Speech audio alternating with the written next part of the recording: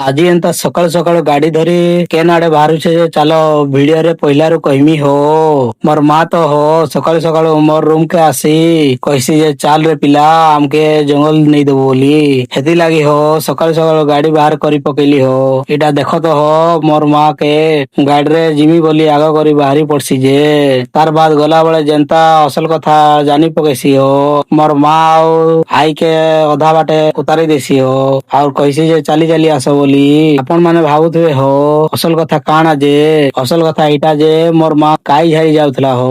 ତମର ଆଡେ କାଇ ଫାଇ ଖାଇସନ କି ନାଇଁ ଯେ ଟିକେ କମେଣ୍ଟ ମାଧ୍ୟମରେ ଜଣେଇବ ହୋ। ତାର ବାଦ ମୋର ମା ଆଉ ମୋର ଆଇ ଯେନ୍ତା କରି କାଇ ବସା ଦେଖିଲେ ହୋ ଝରଝର କରି ଚଉଦାରେ ଝାରି ପକେଇଲେ ହୋ।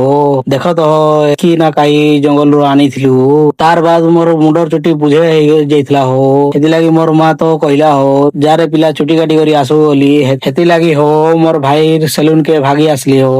ଏତକି ଥିଲା ଆଜିର ଭିଡିଓ ହୋ। ଭଲ ଲାଗିଥିଲେ ଲାଇକ କମେଣ୍ଟ ସେୟାର ଗୋଟେ କରବ ହୋ। ମତେ ଟିକେ ସପୋର୍ଟ ଟିକେ କରବ ହୋ ତମର ସାନ ଭାଇ ଭାବି କରି ତ ରହିଲି ଜୟ ଜଗନ୍ନାଥ ସବକେ ହୋ।